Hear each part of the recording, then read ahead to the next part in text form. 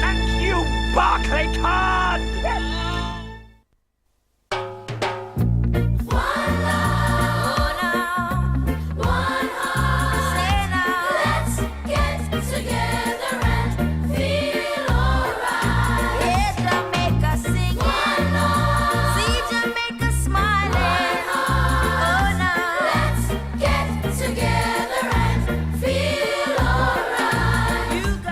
Come to Jamaica with Thompson's. Call 0800 445533.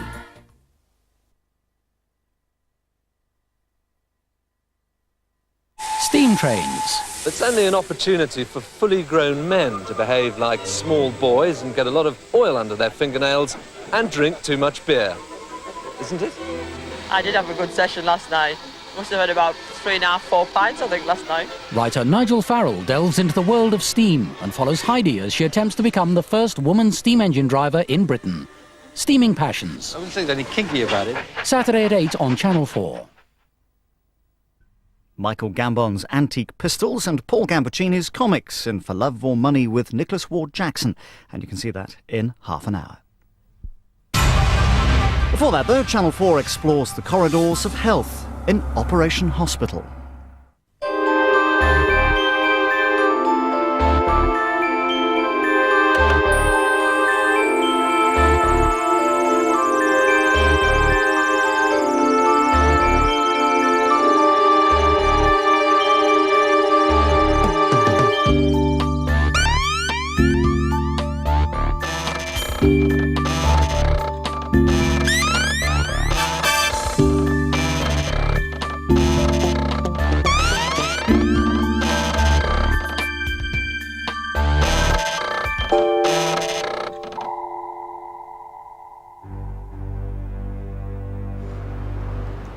December 1992, King's College Hospital, London. A hospital nearing the climax of a year-long efficiency drive. When do you think they'll arrive? Will we get it done before Christmas? I should hope so. I don't know whether it's worth looking in the beginning of a ward to look at sort of health promotion leaflets and things. The head of nursing, Heather Jane Sears. Good morning. One of the managers brought in to head the efficiency drive. This is what I hate too. I mean, it's micropore, which is more expensive than sellotape, and B, look how tacky the whole thing looks. I don't know actually how we get. We must put up some decent notice boards and things to stop people sticking up lots of bits of paper on with tacky bits of sellotape and things. Really. I mean, what's this? About a spare table, bedstead. I wonder how long that's been there for. I just wonder how long, if we didn't say anything, it would actually stay there. That's what's so frightening. It looks as if it's been here quite a while, really. It certainly is.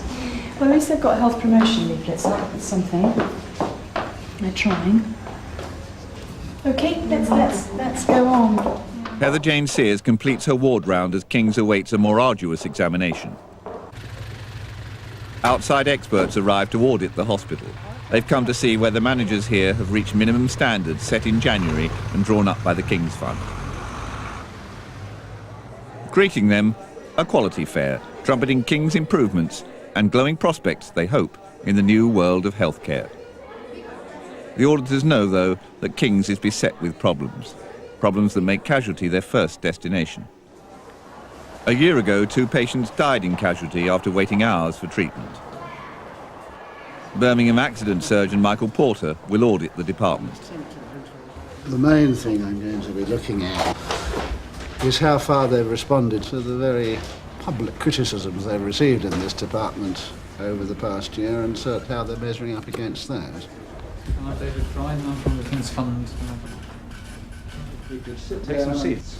As Michael Porter arrives in casualty, his fellow auditors are spreading out across the hospital. Mike Taylor. Hello, John Norman. Hello. Anaesthetist John Norman arrives to audit the theatres. New theatres are coming, but meanwhile he'll want to know how managers run world-famous surgery amid broken and patched-up air conditioning. Jenny Harridge, Pauline Johnson. Hello. Pauline Johnson, Chief Occupational Therapist, is auditing medical records. She'll want to know whether they're coping with a library nobody pretends is adequate. Talk later. Bye. Hello. Nigel Clifton, NHS manager from the Midlands, is auditing support services. He'll ask why managers haven't cleaned up King's decaying old buildings. Hello. Nice to meet you. Angie. Hello, have you been working here? I've only been... And Liz Duffin, a chief nurse from Belfast auditing maternity. She'll investigate how this famous department copes with cramped clinic facilities.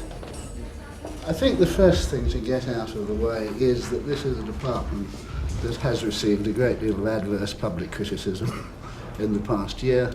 Could I ask you to tell me where you're at on that? I'd just like to correct one point. I think it's not so much the department that came into criticism, but the organisation. I think the problems were manifested because they actually involved really delays in getting admissions into the hospital.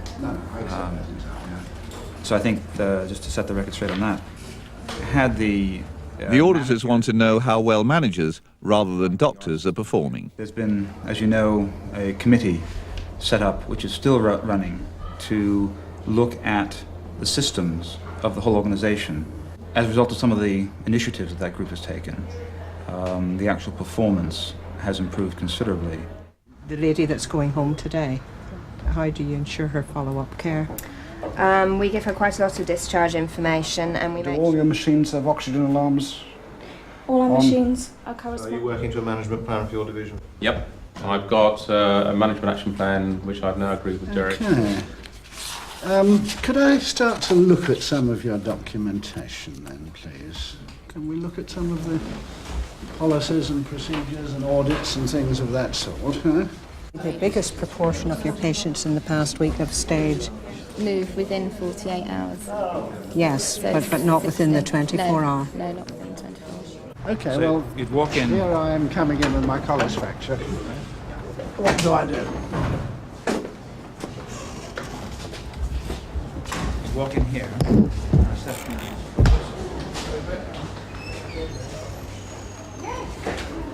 Right, so this is also the storage area for everything else as well. Whatever's going on. Organisational audit, Dr. Walker. This is Dr. Broadfield. Hello, sorry. John Norman from Southampton. Hello, nice to see you. From the King's From the King's Fund, yes. Yes, we're just having a look at the organisation of the theatre services and seeing how well it matches what the King's Fund standards are. And Matches. the King's Fund standards for how hospitals should be organised. Not clinical standards, but the organisational standards. That shouldn't take me long. Do I sort of go straight up there, or do I join this queue here? So you come down and have a...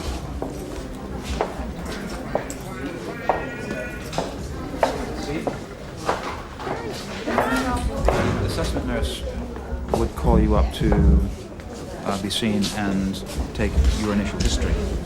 How do you select your triage nurses? Do you know why we're here? Do you know why the team that I'm with are here at the moment? Yeah, I think so. This way.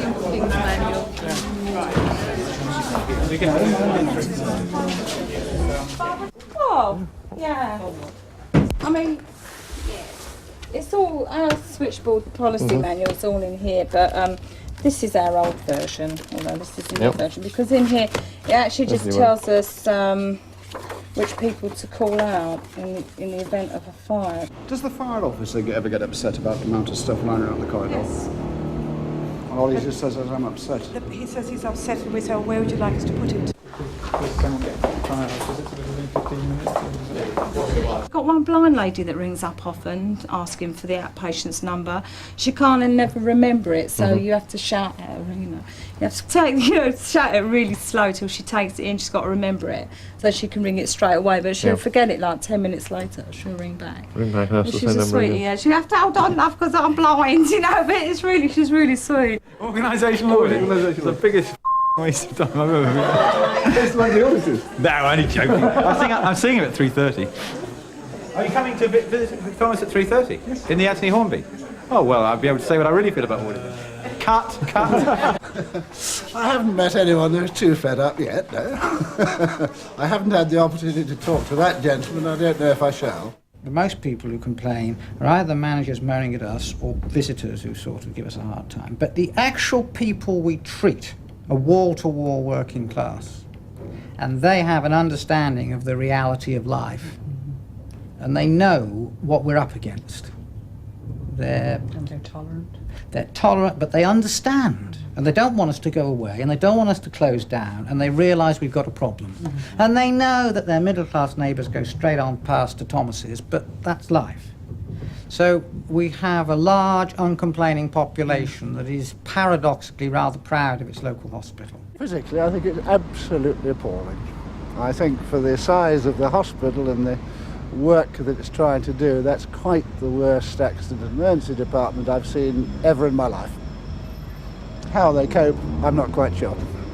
I was in the theatre doing an operating list, and no one had actually talked to me and told me that there was a survey going on. And I think it's a little rude not to actually at least inform me that things are happening. And we were trying to get on with the work, as you saw, and to be confronted with the fact that there was an organisational survey after the theatres had been opened since 1912 in their rather random way round King's, and we're 1 year away, we're told, from the new theatre suite. I wasn't quite sure what an organisational survey was going to deduce about the new theatres from the theatres that have been going for 80 years. Would you care to be a patient in there? I have a long list that I keep in my car of various hospitals in this country that I do not wish myself and my family ever to be admitted to. This list is confidential. I went to one hospital unnamed recently where the theatre gas extract was piped up onto the roof, and there was a 2-metre stub of piping that stuck out into the sky, and just beyond that was the air intake of the hospital. The audit took 4 days to complete. Waste not work.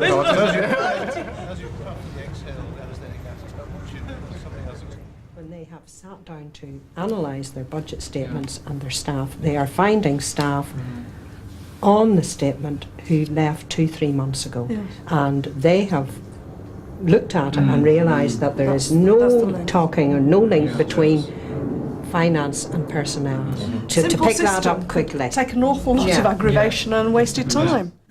It would take them weeks to finalise their written verdict on King's. There seems to be nobody is actually taking charge of the Denmark Hills site to manage the site and how the building looks, appears, and how it's kept clean and so on. That isn't being tackled, I don't think, with the vigour it needs. While the auditors deliberate on the managers themselves are pursuing the new priority of every hospital in the NHS: marketing. Each department has come up with its own sales package. Well, we're based both here and at Dulwich. And at Dulwich, yes. And also we have outposts also northwest. Behind the sales pitch, though, are real fears. King's is attracting fewer patients from outside its area, which means less income than expected. The executive committee is alarmed. We can either contain this, or it can go completely the other way. And we can find ourselves with a deficit anything up to £1 million. So it's a crucial point.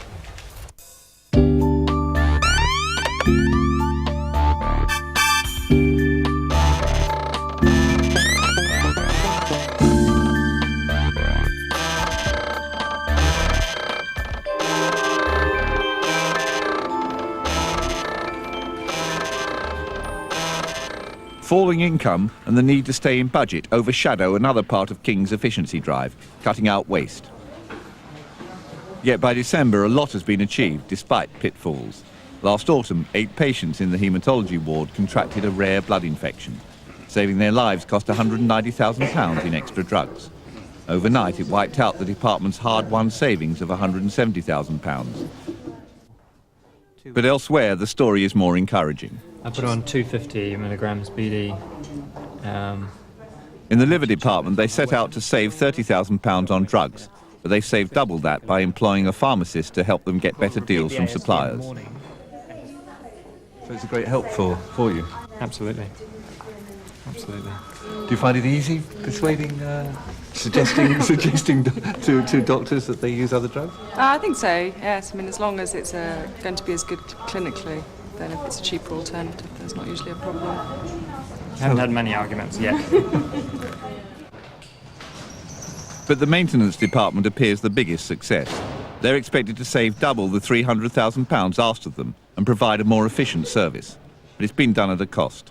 A third of the department are losing their jobs. I think personally, it's a bloody shame that some of the people that are going. It's absolutely appalling. It's a shame. I mean, some of us have been here, 20 years, 17, I've been here 17 years, bloke's been here 30 years, and all of a sudden they find they're snung out, sort of thing. It's horrible. It's an horrible feeling. The equipment was bought. Kings wanted to save £5.5 million by cutting waste. They expect to save at least £5.25 million. The key problem area seems to be we have 8 additional sessions. But reduced income means the success is all but forgotten. While work on new theatres goes on outside, inside the emphasis is now simply on making cuts. Patient care is no longer sacrosanct. Special beds for the very ill is a target. We very carefully reappraised the bed hire position last year and got all sorts of assurances that this could be reduced and controlled, and it's not been delivered. You can only deliver what's deliverable. I am of the view that the use of those beds is very carefully monitored. I don't know whether you would disagree with that, Heather Jane. At the moment, we're doing a complete evaluation of mattresses and the condition of mattresses. The research we've been doing on pressure sores actually shows that we have a pressure sore rate that's actually higher than the national average in quite a worrying position. Now, there's a lot of variables there. We have a sick population, there's practice needs changing, and all sorts of other things. But a lot of that may be due to the very old mattresses, beds and equipment that we're actually having to use. The research we've been doing on pressure sores doesn't lead us to believe that there's a gross wastage of those beds, that it can be tightened up a bit, but that it would be criminal on patient care to actually just stop that budget to do it. All right, let's come back to money. It may be criminal in terms of patient care. It will be criminal in terms of this organisation if we find ourselves, say, 600,000 out of kilter at the end of the year. It's not acceptable. Now, from next year, Derek Smith hopes Kings will be able to find much bigger savings to pay for improvements. But now there's an embarrassment for management. Proposals for achieving these savings are leaked to the press. They show that HealthX, the management consultant Smith has brought in, think Kings could do with 240 fewer nurses. I think it's ridiculous. I don't know how they can justify that, really. I think we've all had a lot of cuts in the last year. Beds have been cut, staff have been cut. Just working on this unit, I can't imagine. I can't imagine losing anybody else. I think we're short of nurses now, and I think that's an awful thing. Yeah. I mean, we need more staff now, more permanent staff, and to cut nurses would be awful. The leak of the nursing recommendations increases pressure on managers to make up their minds about the HealthX proposals. Once you make a commitment to actually have some consultants do some work, then you have to carry it through. So you have to have made the decision about why you want them to do the work and then to carry things through. One issue about leaking the report is that the report in its totality may never be implemented. If you let these things go around, it may raise quite unnecessary anxieties amongst staff. They may think there's going to be swinging cuts or this, that and the other. So I think that management has to tease out what it wants to implement and what it doesn't. But that comes back to the whole principle of that, While they're struggling with the nursing report, they're presented with more dilemmas. HealthX Managing Director Jonathan Booth delivers the final version of a second report, this time on doctors. We have identified approximately 33 medical posts which we believe could be reduced. We estimate that in a full year, those savings achieved would be approximately £1.5 million. What proportion of those are at consultant level and what proportion are juniors? 8 of those posts are consultant posts.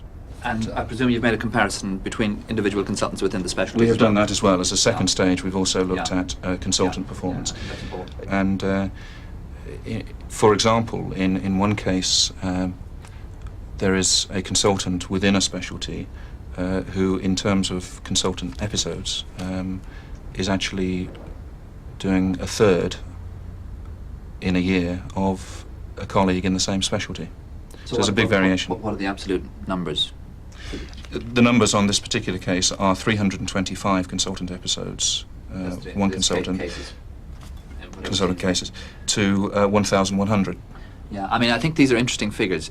If the difference in performance is real, then that's something we need to act on.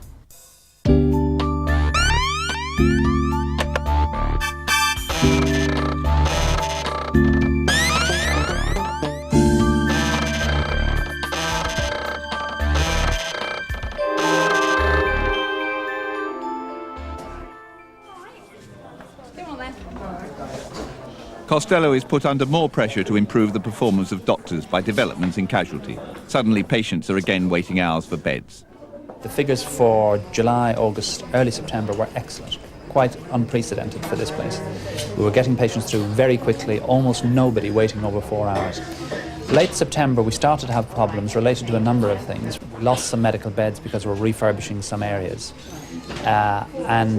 The number of patients coming in through the accident and emergency department actually increased greatly. From in middle of September, about 90 a week coming in, we're now getting 140 to 150 a week coming in. Now the difference now is that we have systems that cope with them much better than, say, even a year ago. Needs to be done urgently as opposed to... An emergency admissions group under Costello now monitors casualty and, when necessary, clears beds to make way for emergency patients. But research by the group reveals uncomfortable findings about the present crisis. But what I did was look at the 2 critical days where we had a large number of patients waiting over 4 hours in A&E, and I looked at the available beds the day before and the day after that critical day. Yeah. And it's quite interesting.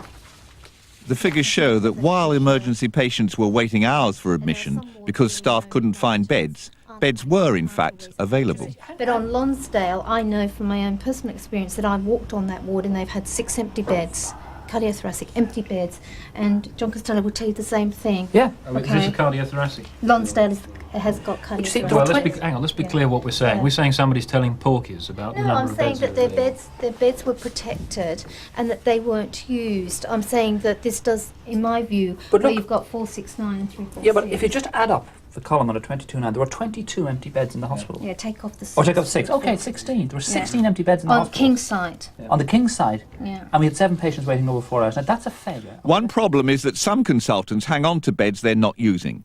Another problem, as the surgeons have discovered, is coordination. Given the shortage of beds. Now we know that looking back over the past 6 months that there were only 2 days where the care group couldn't have taken the patients that were due to come in, and yet all of us have had patients, elective cases and emergency cases, who have found it difficult to get into beds. So there is a problem simply of coordinating the free beds at any time. Hundreds of patients may have been sent home needlessly after turning up for operations. So they've hired a new manager, Mary Hanley, to sort out the problem. Mary is first of all going to establish an admission policy, then she will herself be the coordinator when it comes to getting your patients in.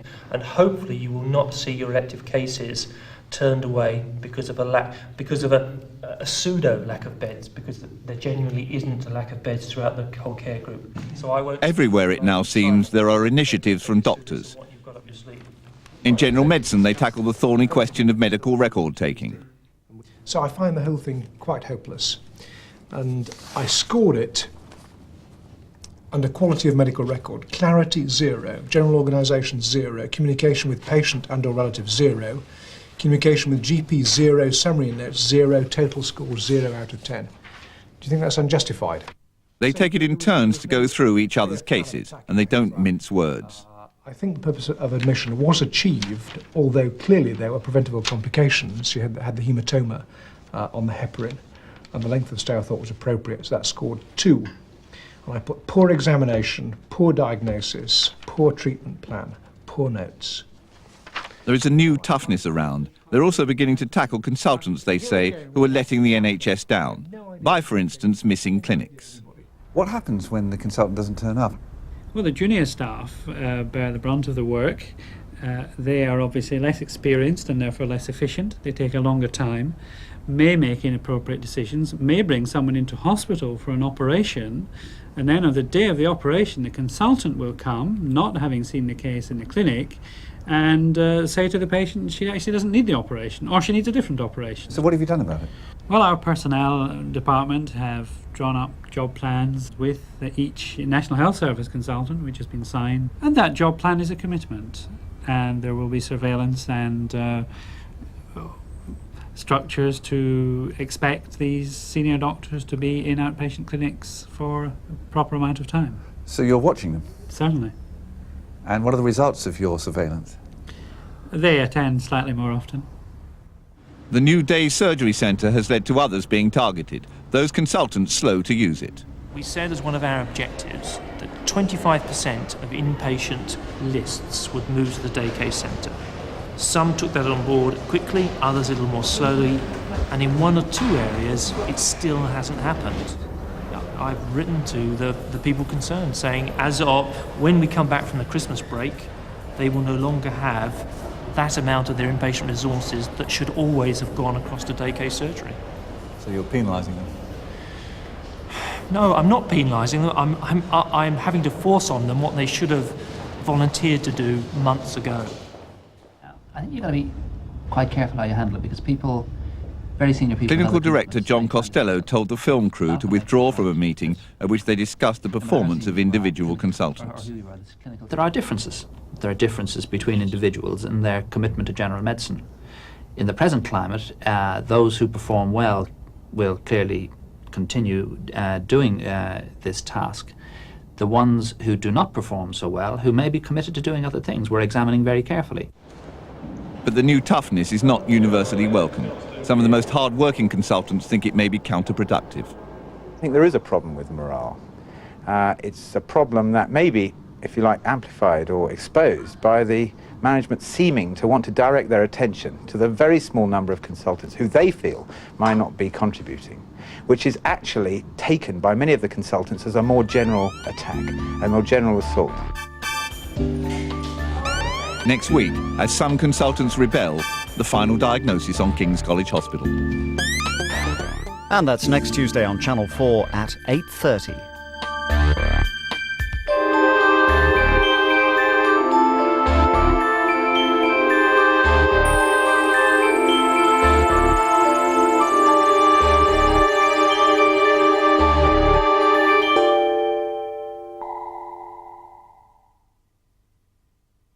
Like this riverbed, it